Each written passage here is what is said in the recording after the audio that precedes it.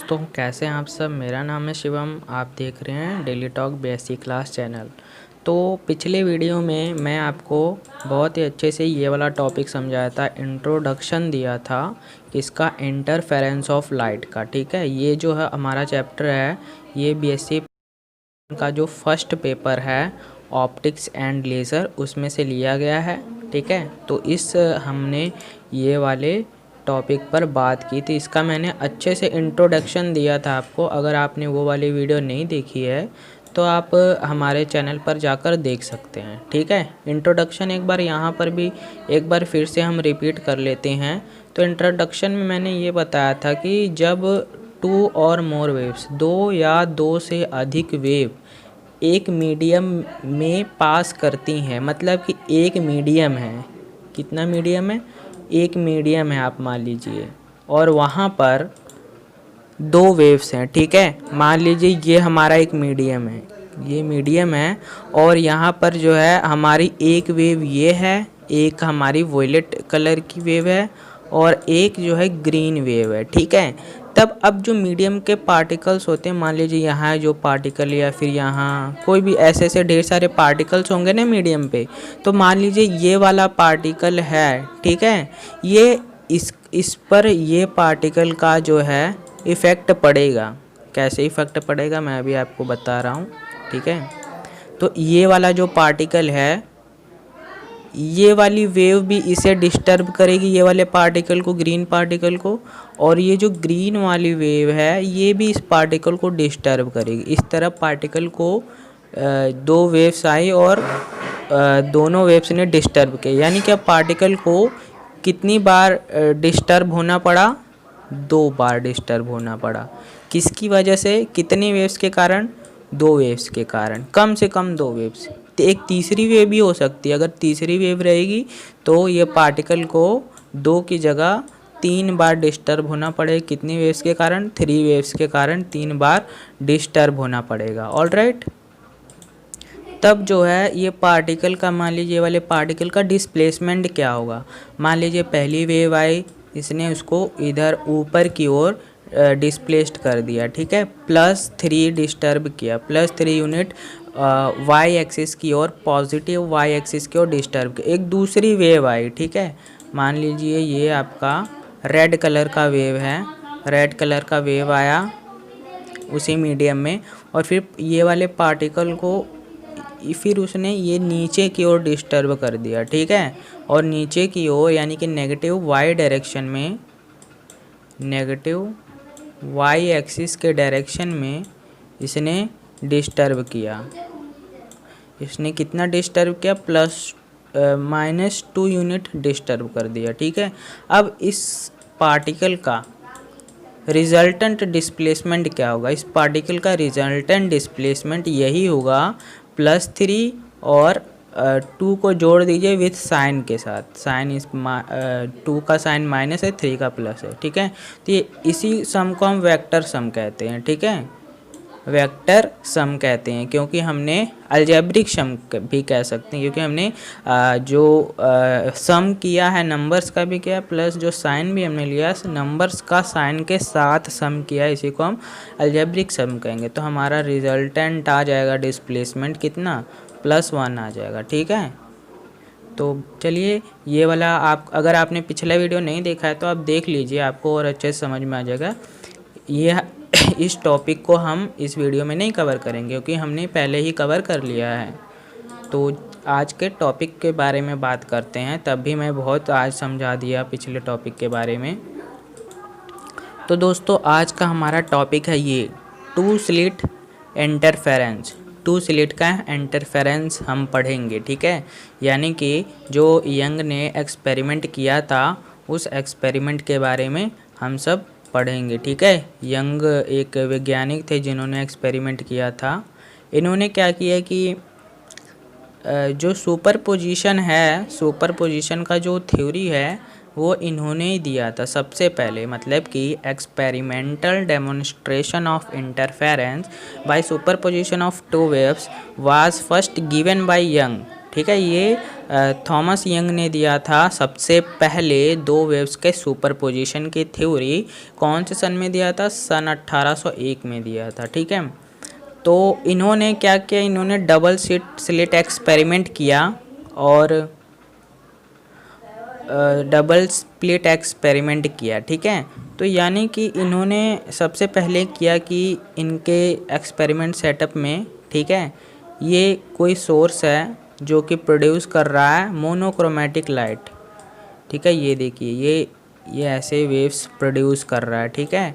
अब इसी वेव्स के रास्ते में एक बड़ा सा इन्होंने स्लिट रख दिया, स्क्रीन रख दिया, जिसमें ये भी यहाँ पे एक, जैसे जितना यहाँ पे पॉइंट है उतना यहाँ पे भी गैप है, ताकि जब लाइट यहाँ के वेव्स आएगी तो ये जो भाग है ये सभी एब्जॉर्ब हो जाएगा, बट यहाँ से जो वेव्स निकल जाएगी आगे, और यहाँ से भी उसी प्रकार वेव्स आगे निकल जाएगी, और बाकी के ये जो स्क्रीन है इसके द्वारा एब्जॉर्ब कर लिया जाएगा।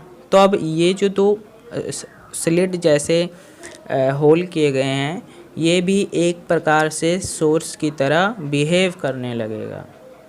चलिए आगे बताता हूँ। जो उन्होंने एक्सपेरिमेंट किया पॉइंट सोर्स के साथ, उसको फिगर में दिखाया गया है। तो ए पिन होल इन स्क्रीन, ठीक है, एक जो है होल किया गया है, जैसे कि पिन, अगर उसमें पिन के द्वारा एक होल किया गया है स्क्रीन में, स्ट्रॉन्ग, जिसके पीछे स्ट्रॉन्ग सोर्स ऑफ लाइट है, यस है। ठीक है। अब इस यस से क्या होगा, स्पेरिकल वेव फ्रंट निकलेगा, स्टार्ट होगा। जैसे कि ये देखिए, ये वेव का क्या है, क्रिस्ट है, ये थ्रो है, ये फिर से क्रिस्ट, ये फिर से दूसरा थ्रो, तीसरा क्रिस्ट, तीसरा थ्रो, ऐसे करके ये वेव फ्रंट आगे की ओर बढ़ता जाएगा।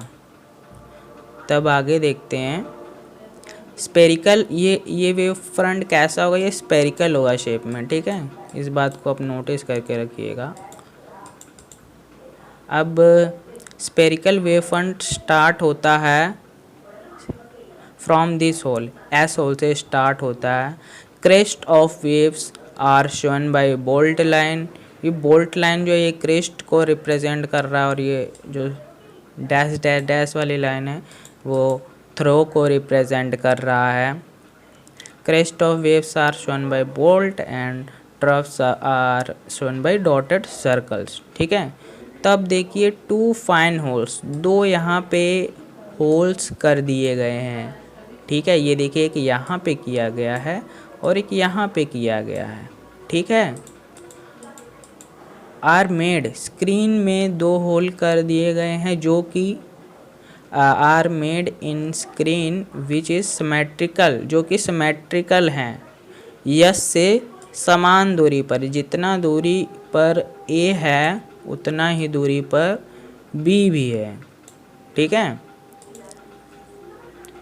तब अब ए एंड बी क्या हो जाते हैं, ये भी सिमिलर सोर्स ऑफ डिस्टरबेंस हो जाते हैं, ये भी सिमिलर सोर्स की तरह बिहेव करते हैं। मतलब कि जब यहाँ से वेव्स निकली तो मान लीजिए ये जो वेव्स पहुँची, ठीक है, तो अब जो इतना भाग है इसका, इतना भाग ये स्क्रीन द्वारा एब्जॉर्ब कर लिया गया, और इतना भी भाग स्क्रीन द्वारा ये वाली एब्जॉर्ब कर लिया गया।